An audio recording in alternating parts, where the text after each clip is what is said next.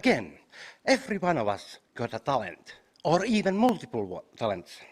Young Scotland's Got Talent was set up in 2010 to lobby for better employment support for people with learning disabilities and individuals on the autistic spectrum who want to work. Since then, they have delivered over 20 events throughout Scotland. On 29th of July, they delivered their first online event to honor young people with attitudinal needs who have been working on the front line throughout complete lockdown. Enjoy.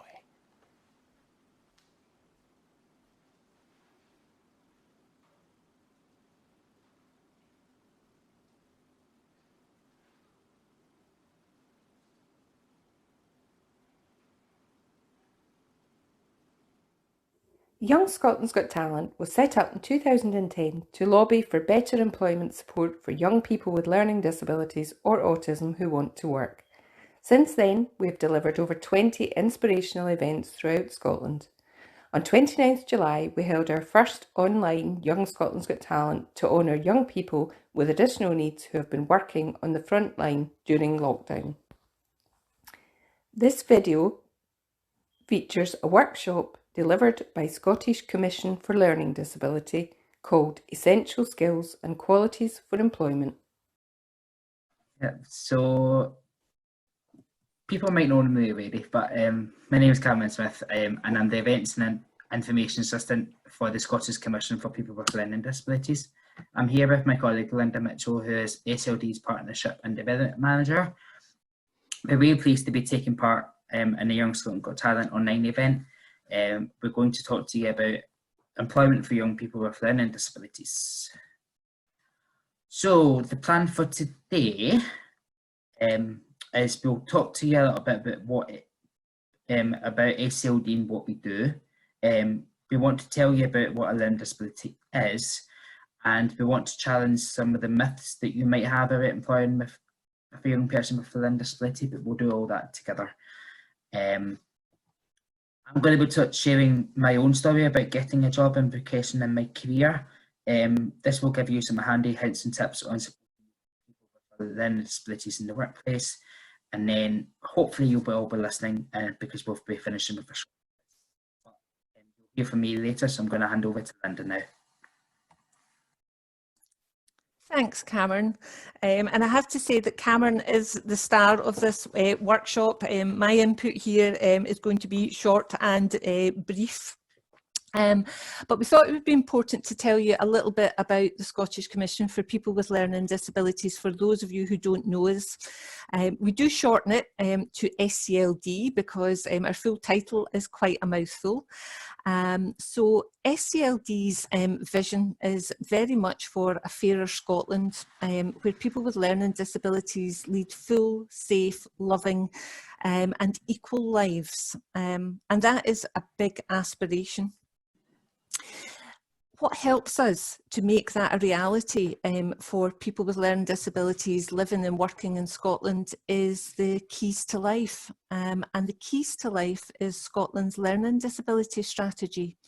It was launched in 2013. And basically the Keys to Life is a big plan on how we make Scotland a better place for people with learning disabilities to live and work. 52 recommendations were in the Keys to Life. So 52 things on your to-do list is quite a lot. And we have been working over the past couple of years on something called an implementation plan that really focuses on key areas. Cameron, if I can get you to. So there are 4 themes within the recent implementation plan: well-being, living, learning and working. Now, one of the crucial things about the work we do is we do not do this alone. In every part of our work, we talk to people with learning disabilities, we consult with people with learning disabilities about all the areas of people's lives that are important.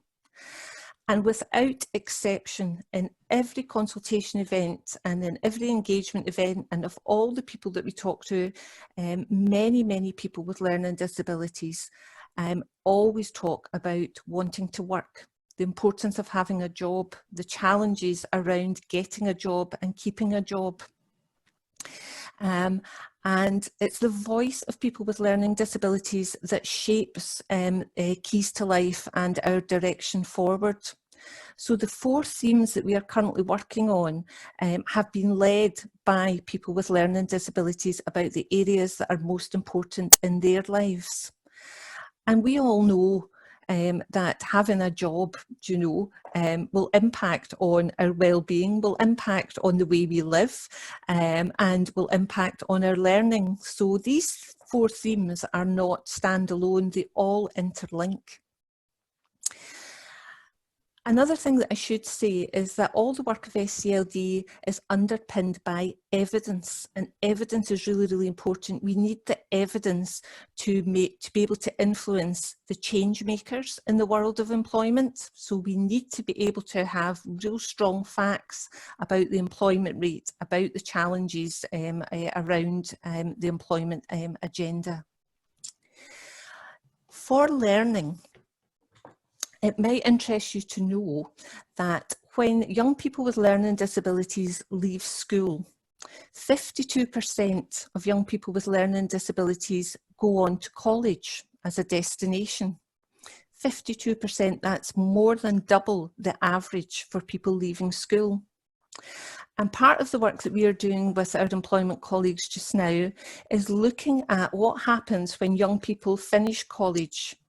What is it that we need to put in place to allow that jump into employment to happen? And we're working very closely with our further education colleagues and colleagues in employment to really look at that and how we can make that better and make those outcomes better for people with learning disabilities at that particular point. One of the things that I would like to highlight today for any young people who are about to leave school is the Independent Living Fund Scotland. ILF Scotland have a transitions fund, and this transitions fund is available to young people aged 16 to 25 who are living with a disability.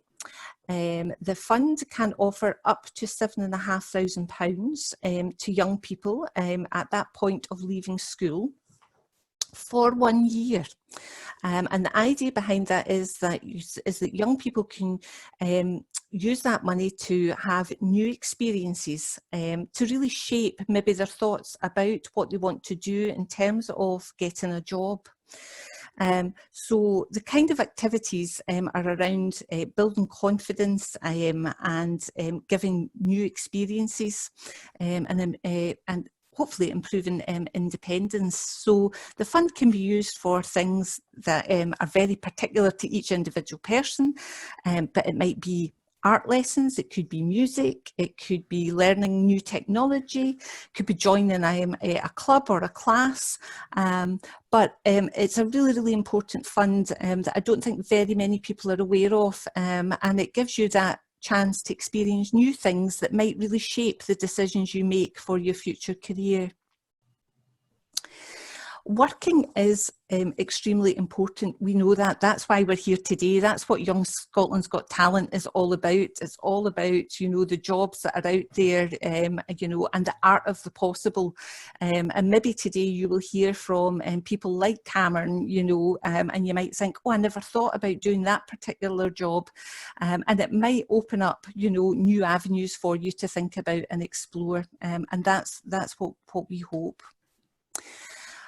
But you heard from Charlie earlier. Cameron, can I get you to change the slide? You heard from Charlie, who is the Chief Executive of the Scottish Commission for People with Learning Disabilities. And Charlie highlighted in his keynote speech the employment rate for people with a learning disability in Scotland. It is dire. It is only 4.1% of all adults with a learning disability and or autism known to local authorities in Scotland are in employment, 4.1%. The employment rate in Scotland sits round about 73%, and yet for people with a learning disability, This is the figure, 4.1%. And I mentioned evidence, and this is evidence through Learning Disability Statistics Scotland in 2019. So we know this is the reality for people in Scotland. We need to make that, we need to absolutely have a seismic shift to improve the employment rate for people with learning disabilities. I'm working alongside colleagues in Values and Action Scotland and through Young Scotland's Got Talent. That's really what we're aiming to do, is to talk to young people with learning disabilities and autism, talk to employers, you know, and only by working together can we improve this. Thanks, Cameron. We weren't sure who our audience was going to be today, so we put in a slide about who are people with learning disabilities, because this is something that we get asked a lot. And first and foremost, what I would like to say is people with learning disabilities are work colleagues, employers, friends, relatives, brothers, sisters, cousins, you know, people with learning disabilities are all sorts of people just like everybody else. However, a learning disability is significant and is lifelong. It does start before adulthood, and it does affect a person's development to a greater or lesser degree. And that really means that for some folks with learning disabilities may need a bit of help to understand information. And you'll see today that all of our slides are pictorial, you know, so hopefully there are some good clues for each slide, as well as us telling you what the content of each slide is. So you need to think about how you present your information sometimes. Some people need a little bit of help to learn new skills so that they can lead a hugely fulfilling life. And that's not my story to tell. This is Cameron's story to tell that you're going to hear just shortly. We also know that some people with learning disabilities have more complex needs and may need support with their healthcare and may need support with communication. So people come in all shapes and sizes, just like everybody else. And we're going to talk to you today about some of the easy, simple things that can get put into place that can make employment a really positive experience for people with learning disabilities. We've got an untapped market in Scotland.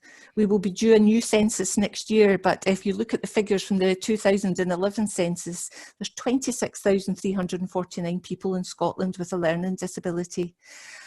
There's a percentage of those folks who are willing and able and have talent and skills that would benefit employers and their organisations. It's 0.5% of Scotland's population. And yet, if you think of that statistic, 4.1% of people in employment, it is true that still in 2020, people with learning disabilities in Scotland are not yet enjoying the same life chances as others. And that is part of the work that SCLD does, is to challenge that and to make that difference. And we do that by working very much in partnership with colleagues in the Scottish Government, very much in partnership with people in education, further education and in employment. And most crucially, with people with learning disabilities themselves. We cannot do this alone. Cameron. So, we were going to look at a myth-busting exercise, which I would still like to do with the people in the audience that we have today. We were thinking that we might have some employers in the audience, and we were going to ask the question to our employers, what worries or concerns do you have about working alongside a colleague who has a learning disability? And I think there are a couple of people in the audience that will have a view on that. But I think we'd also like to ask the people with learning disabilities in our audience about what your experience is of getting a job, and also what worries or concerns might you have.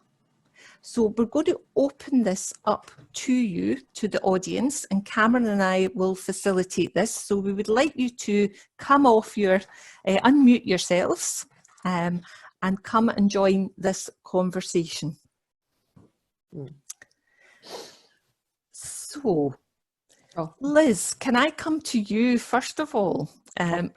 Because I know you've got a lot of experience in working with employers. Could you maybe tell us a couple of things in your experience that employers are concerned about? I think a lot of probably employers would think that it's beyond them, maybe that they're going to have to spend a lot of time with people that they're not going to fit in because maybe they feel that productivity might be less than, that they're going to need to spend a lot of time, all the support and stuff that's in place. And I think also I've heard employers talk about like what other members of the, you know, they employ actually would think about that. I think there's been like a bit of a fear factor. It's just basically about the unknown, what to expect basically. But certainly within the work that I've been involved with, sort of evaluating all that and the outcomes of those employers that actually have successfully taken people on, that it's been just absolutely a significantly positive experience all round. Have found that the commitments has been exceptionally high, that the output, as you know, with the work that people are actually doing on a daily basis has far exceeded the rest of the frontline staff, putting them shamefully, you know, with their heads down, yeah, sort of suppose recognising that you know, it shouldn't be as scary, because there is some good support out there, you know, through supported employment kind of models and so on, where people will actually work hand in hand with the organisation or the company, educating them, I suppose, as well, and getting rid of some of those myths as well that they fear are in the background. Shh. That's why The joys of Zoom. That's why I was on mute. It's kind of going all bashful now. But what was I saying? Yeah, so the overcoming some of all those myths, and I think actually those successful employers are actually have now become, I suppose, ambassadors, promoting the success of employing people. You know, having you know, testimonials from them, from people themselves, saying, look, you know, we have people, for example, maybe hotel work or cafe or on the production line or whatever it might be, testimonials where people actually come in specifically because they know they're going to get a good service from, you know, Joe Blogs, who they've actually employed. And that, to me, and to the employers, have actually highlighted that, you know, these myths, you know, are just that, and it's about sort of being willing and able to sort of and be supported, I suppose, to actually take those first steps. You know, work with ourselves, work with those people from like employment ages to actually make sure that they enable them to put in the support mechanisms, give them the training, you know, talk about what a learning disability is about, what autism is about, cutting through all those questions and answers, and getting rid of all those myths as well, and just supporting them to actually go through the process and employing people. And it's like, it's not like it's going to go away, you know, to make sure that, you know, good employment services should always be around and keep going and checking and so on and so forth. And I think that has been a success where people actually have really made it. And like, we've got some really good examples in our organisation, as do you. And there are times when it isn't easy, and we have to question how we actually do things, you know, how can I best support individuals, but it's about actually having open and honest conversations with those people that we're supporting, and actually talking through how to make it better. Liz, thank you so very much. I think you covered those myths extremely well. But before we move on, John, can I come to you? Yes, you can, Linda. Thank you. So, John, I'd like to, if you're willing, I don't want to put you on the spot here, but if you're willing, could you maybe tell us what some of the challenges have been for you, do you know, in getting a job and holding on to a job? I think, you know, it's finding the right employer and, you know, and giving you that support. So you're not getting that much support with it. So that's what I've been finding difficult with it. Not pointing, I mean, people saying they're not pointing you in the right direction, to get support to be in a work placement as well. Okay, so getting the right information as to where to go to get the right support is really important. Yes.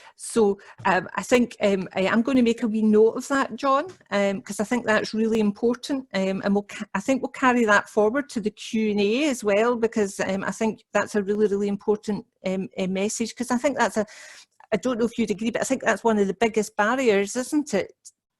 It is, because people want to go to work, and they're not confident, especially for going on public transport. I mean, people are just so scared to go on public transport and going to work independently, because some of them will find that difficult, and plus as well, they'll not know where the workplace is. So they would need that support in place first, to do a work taster, maybe for a couple of weeks, and just to see how they get on. And if they're more confident enough, then they can and then see if they can try it by themselves. I think that's a huge point, John, because we talk about getting a job, isn't it? But so much more than that. It's how do you get there every day? How do you travel? Do you know, independent travel? How are you going to manage all of that? So you've raised some really important points. Thank you, Liz.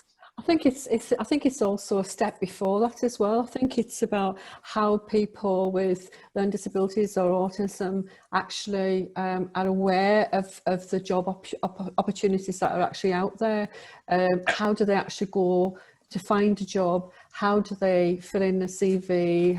What steps they need to take, and who's actually out there to support them? Because certainly a lot of employers that we know actually don't make those that information easily known and accessible to people.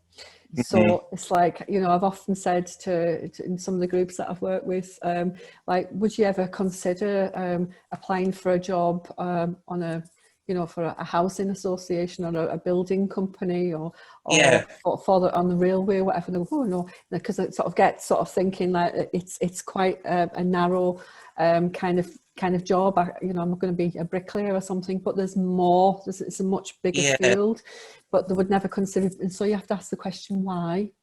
So there's a lot of answers to that, I think, as well. Well, at the moment, I support people at Inverness College at the moment. So we host a Transitions Lunch Club. So me and my friend have set that up because the college. Don't want too much information, but they were just doing it wrong, basically. And the shock, I just heard some really shocking stories that a number of young people with disabilities have been there for over a decade doing the same subject. And I think that's a really important point, John, isn't it? You know, that people are getting really stuck, you know, and are sort of cycling round, you know, like a hamster on a wheel, you know, and that's where it becomes really crucial for. And I said to them, how has that happened? I said, no, I said the first question was, I said, do you offer work placements? Because I said that was my first question. Oh no, we don't. And I said, that's where you're going wrong then. So how is people going to move on and, you know, not getting that work experience first? And, you know, and not supporting them with that work experience and finding what they want to do. And no, so basically they just want them to stay at college. But like I say, college, you cannot stay for college forever. You know, it's not possible. You've got to move on. You're absolutely right, John. And I think you've made some hugely important points there. I think we're going to have a lot to discuss in our Q&A this afternoon. So keep hold of all of those thoughts too. Thank you very much, John and Liz, for your input there. So we're going to go back to the presentation, if we can. Cameron, who is the IT whiz and guru here. Yeah, yep.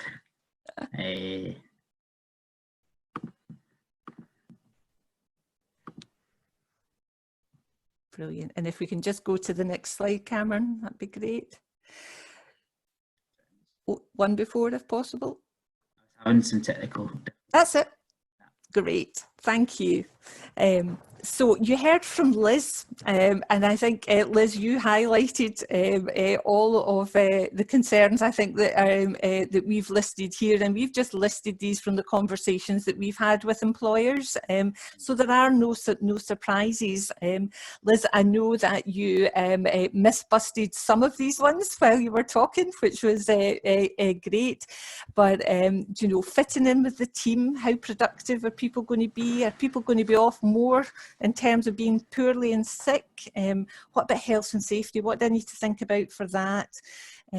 How much time is it going to take me or my team to support somebody to bring them up to speed? Do you know, what does this mean for policy and procedures? All of these things.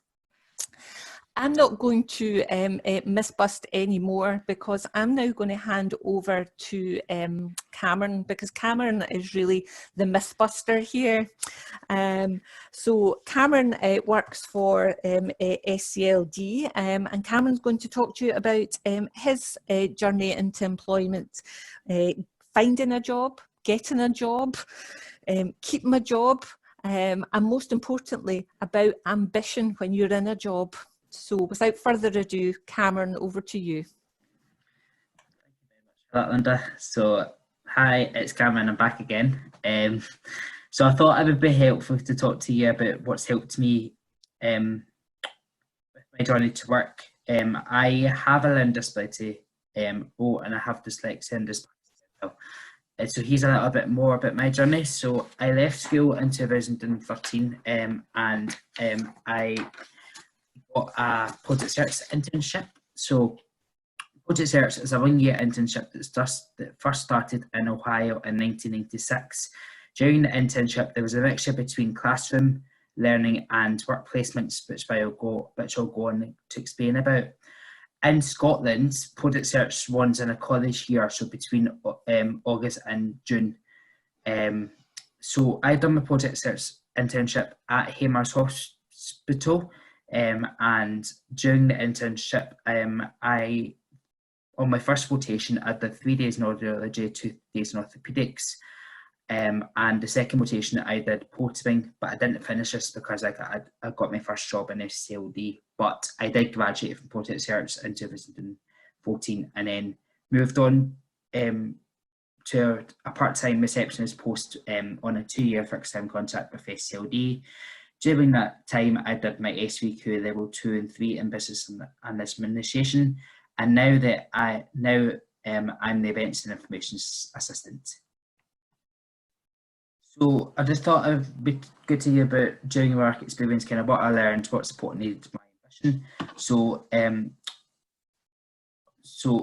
what I learned, the job coach and my time in the training room during project search really helped me with my timekeeping, routine and travel, getting to know new people and new people getting to know me, getting to know new routines, learning to cope with change, building my confidence and working as part of a team. So what support I needed? So project search helped me with interview techniques and my CV and how to fill in application forms. My work experience gave me the motivations and helped me get ready for my first real job. And my ambition was to get a job either part-time or full-time, to earn money and to enjoy a better life. So to be able to go on holiday, go to the pub, go out for dinner, independent and a better job and promotion.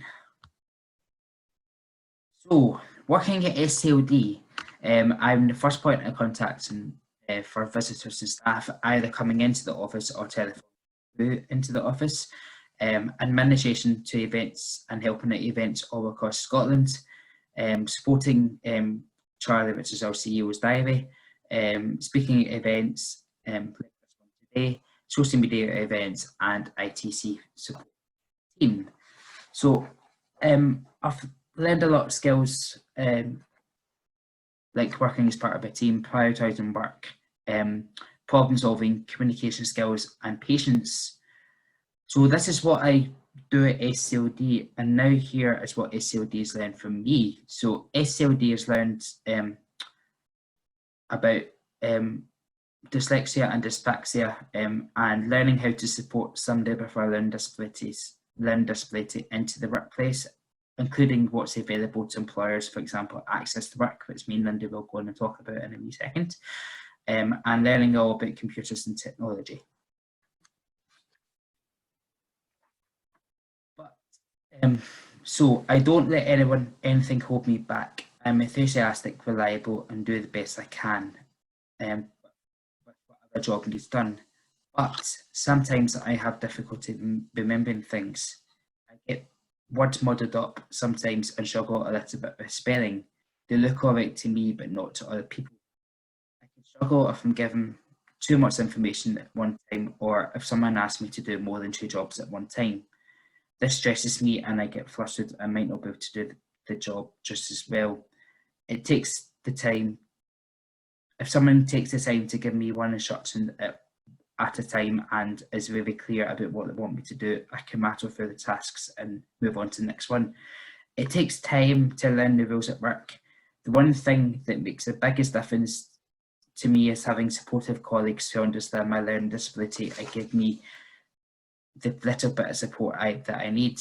They win because I get all the jobs done for them. I do it well and get great feedback for the work I do.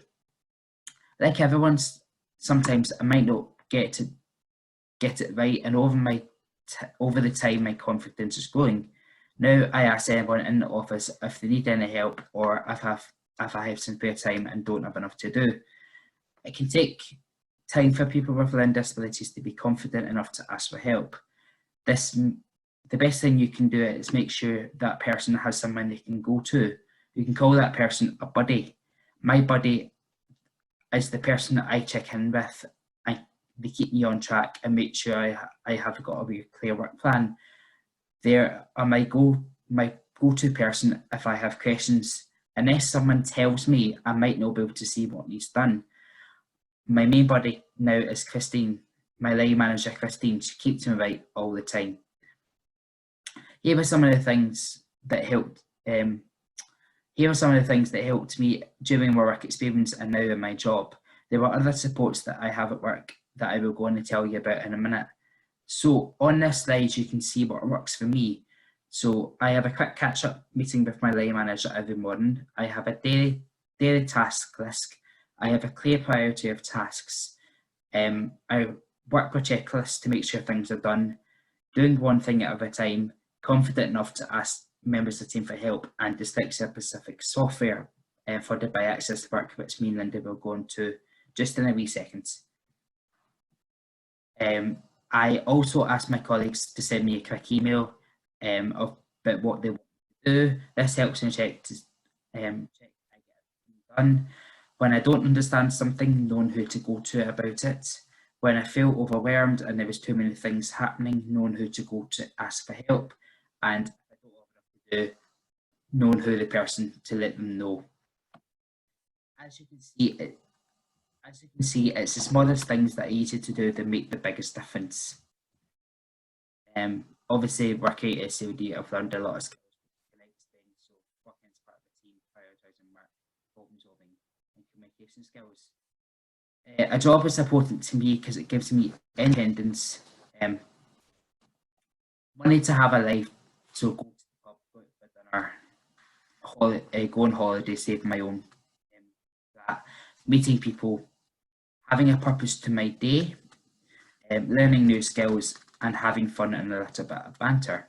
So my project search experience was very important, and it gave me the skills and confidence to do what I am doing today.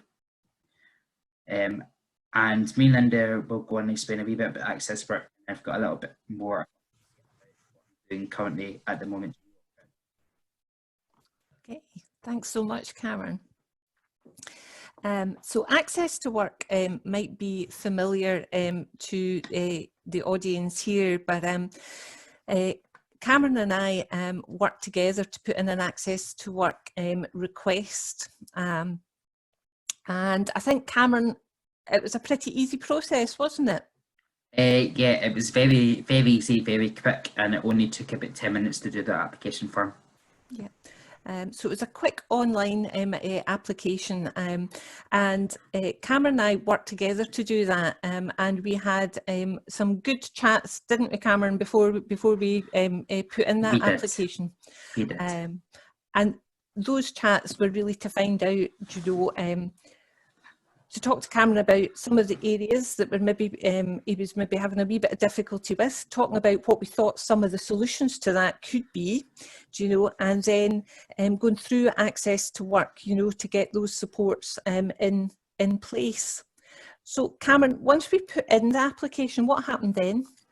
So somebody from Access to Work came out to SLD and done a workplace assessment with me and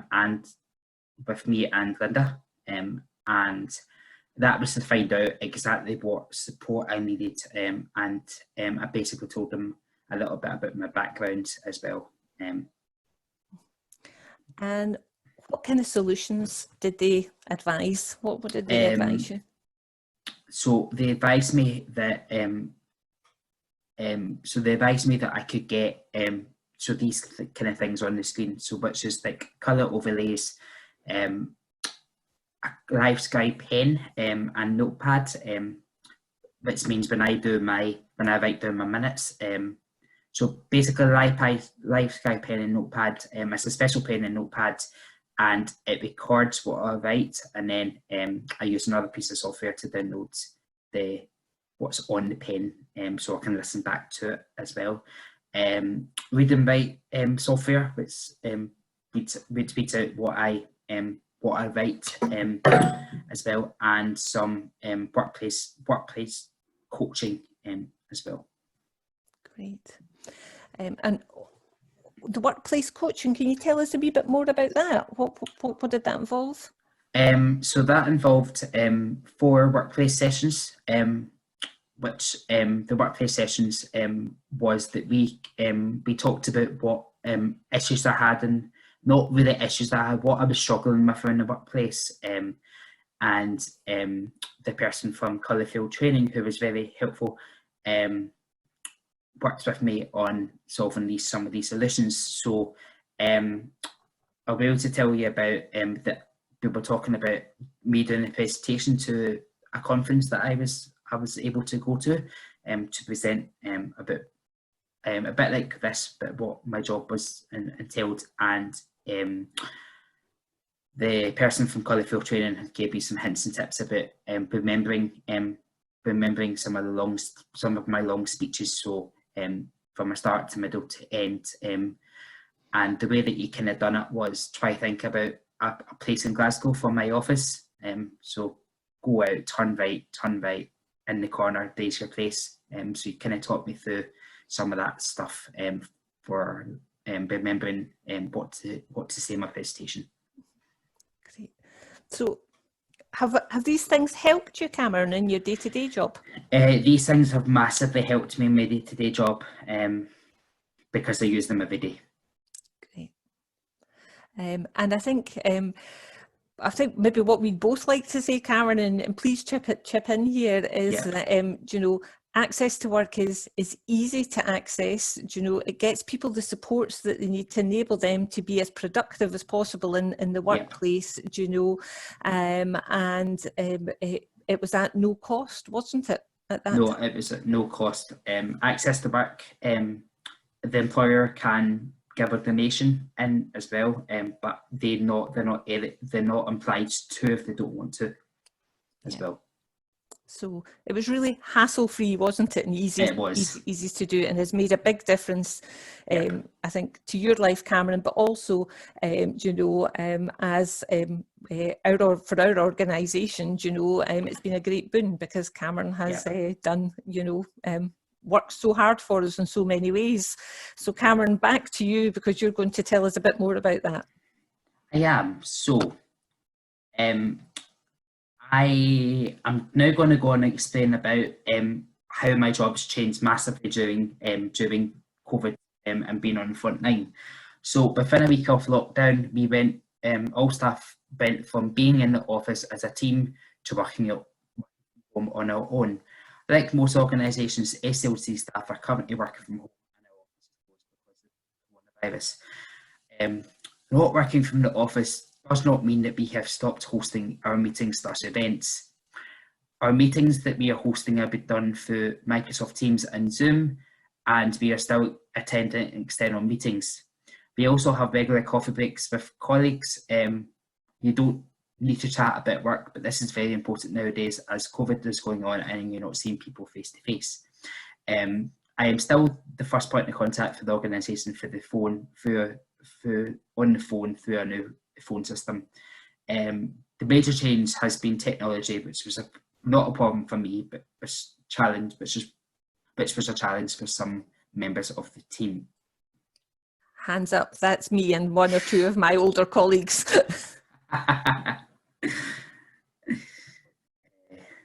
So some of the things that I've been doing during lockdown in terms of technology are we've introduced a new internet phone system, and I have trained the team in installing and using this.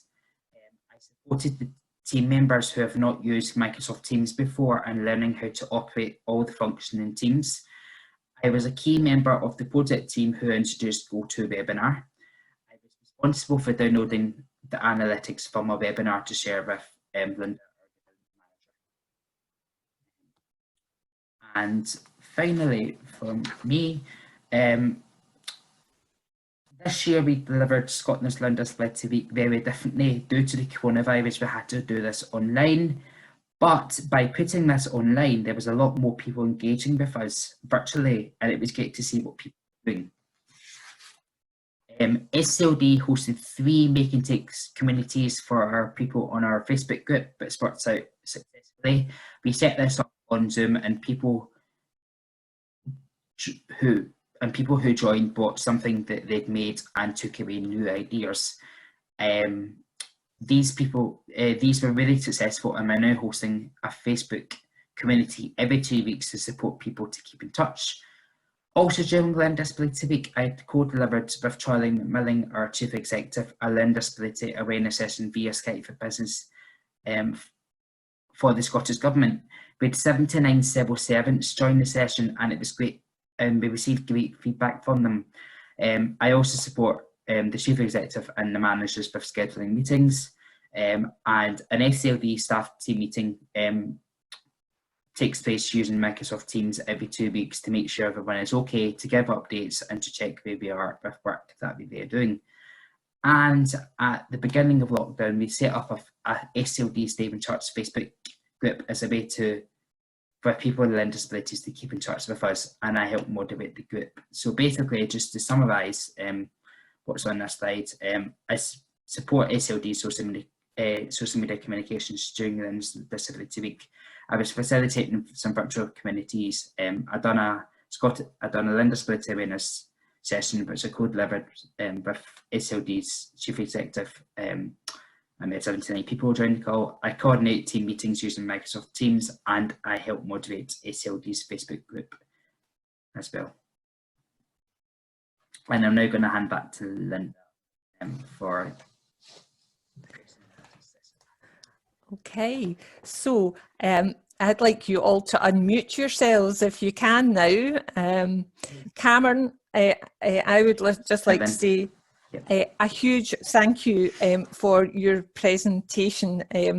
I think people will agree, you know, you are an indispensable member of the SCLD team. You have so many skills that you bring to our team, and we learn so much from you, not least on the ICT side. You know, we are very, very grateful for all you do. But I would hope that Cameron's story switches on some light bulbs for people about the art of the possible, you know, and to really see the skills that people bring, you know, to an organisation. And Cameron, I think you said really well there, you know, here's what I've learned from SCLD, but really importantly, what have SCLD learned from you and all that you have brought to the organisation? So over to the floor for any questions for Cameron, please. I just find it actually absolutely amazing. You're a true inspiration, Cameron. You've done and you know, achieved amazing heights basically in your employment, and in your world, in your life. And dare I say, did I even mention Prague? that was amazing. That was that was a working visit to Prague on a supported employment visit to some supported employment organisations as well. And I suppose to share that you actually, you know, blew people away there as well from, you know, your input and the stories that you shared. So it's like, you know, you've globally renowned for what you do. Fantastic. Thanks, Liz. John, have you got anything you'd like to ask Cameron? I think you're just such an inspiration, Cameron. You've done so well. Amazing. So, and I look forward to working with you, with all these different projects in the future. So that would be nice with you. Yep, I'm looking forward to it as well, and I'm looking forward to working with you to get your story out as well, John, because you've got such an amazing story as well. I look forward to working with you on that as well. This is where it's so important that stories like yours, Cameron, are heard amongst all different employers out there who are actually thinking about, like, what would this mean for me? It's not until actually the kind of hear and see and meet and witness things that actually the light bulb actually goes on and think, well, maybe I could do this, you know. And also an inspiration to other people out there, you know, who might have a learning disability or autism, to actually say, well, you know, I mean, I get very frustrated when I come across some people who have never kind of been, I suppose even encouraged or supported to actually think about they could possibly get a job. And I'm of the opinion that everybody should have a job, you know, and everybody can be working at all sorts of different levels. It's just actually being inspired and hearing these stories and actually saying, well, maybe I could do that as well. So it's hats off to you all, you know, John and Corey as well, sitting here in their stories. Thank you. Corey, have you got any wee question for Cameron? Well, the first thing I want to say is sorry for coming in and out. One is a desperate need for the toilet, and the other one is a desperate need for quiet. So the dog. But other than that, it's just good hearing Cameron's story. It's a good inspiration for people who may have learning disabilities, and so the more people that hear the message, the better. Don't really have a question per se. That's okay. So I'm a bit useless, but Not at all. That's okay. Yeah. And and talking about the dog situation, I've got a feeling that might have been my dog. My dog might have heard as well. So my apologies for that as well. Don't you love Zoom because you get such a snapshot into people's lives? Oh, Great. dear me. The other half's left now, so I'm going, oh, crumbs. I sort of like beads of sweat on my forehead. All open plan. But I think for I mean, certainly for what I've come across, and it's like not kind of rocket science in any respects, but I mean, hearing stories from people and like, you know, about the ordinariness of actually people having a job, and that's what it's all about. It's about, you have a job, you earn money, you meet more people, you have a social group of people, you have meaningful relationships, you have the abilities to actually, buy, spending power, you buy your own house, pay your own rent, whatever it might be, go out for meals, socialize, just do things like ordinary things, and that's what it's really all about. Ordinary lives. Yeah, having a great life. Great life. Great life. That's what we're about, having a great life for everybody. So we are almost finished this session, but to finish off, we're going to hand back to Cameron and do. We've got 4 quiz questions for you. So I tell you what you could do. You could use the chat function, okay, and pop in what you think the answer is. Okay, Cameron, back to you. Yeah. I need to wait for this on the top of Zoom to go away so I could do this.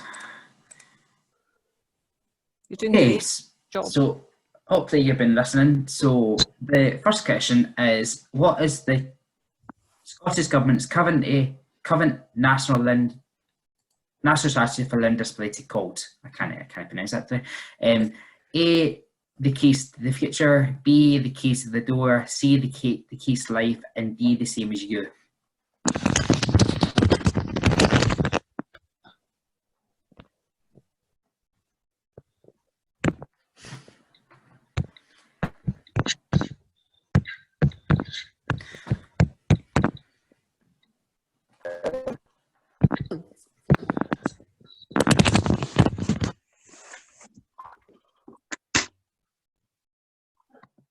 Oh, that looks like a resounding C, Cameron. Yeah. Yeah. And you're absolutely right. C is the right answer. It is the keys to life. Thank you so much. Back to you, Cameron. It's not clicking. Why can I not click anymore? What is the name of the project that helped me get my job? A, Project Abilities, B, Project Fear, C, Project Search, D, Project Go. Oh, I really want to do the other one. I want to put B. That for laugh, love. I think so. We're unanimously all C's. So Project Search it was, Cameron, wasn't it? It was, yes. Thank you. Okay, number 3. What is the percentage of school leavers with a learning disability to go to college? A, 22%, B, 32%, C, 42%, or D, 52%? Putting up my 10 times tables here. Oh, we're getting into specifics now. I'm gonna wait. Bide your time, Liz. Bide your time. All right. John, I feel that's a lot of pressure on your shoulders. Oh, but you're in there. You're right, John. Yeah, it is D. 52% of school leavers, young people with learning disabilities, go on to college. And John, I am reminded of what you said about people being stuck, at college for many, many years. So we're going to talk about that a little bit more, I think, today. Thank you. Mm-hmm. And the final one is, if I can get this one to work, what is the estimated employment rate for people with a learning disability? A, 4, B, 10, C, 24, and D, 55. If I keep saying C, then it'll eventually be right. I'm really sorry, Corey. If I went E, Don't let me down now, please. if I went E, it would be 100%. But Yeah, unfortunately, it is that very stark figure of 4%. So well done, Liz and John. For that. Yeah, just breeze past me. And in case you were wondering, yeah, it is C, it is C, it is D, and it is A. I was right twice. Fantastic. I'm the third winner. The third winner, of course. As most of you will know, but we always like to let people know how they can get in contact with us. You know, so you can contact Cameron and I, you know, at SCLD. You can phone us on 0141 248 3733 and you will get Cameron answering the phone. You can drop us an email to admin@scld.co.uk. And that'll go to Linda. Eventually. Why wouldn't you want to email? If that's the case. And we would encourage you to have a look on our website, www.scld.org.uk, because there's a wealth of information and resources available from the website. And we would also encourage you to have a look at the Keys to Life website, which you can find on keystolife.info. So please don't hesitate to contact either Cameron or myself if you've got any questions from today, because we know we've had limited time today to cover a very, very important subject, so please don't hesitate to get in contact. Can I just finish by thanking my colleague Cameron for sharing his story. And thank you to John, Liz and Corey for joining us this morning.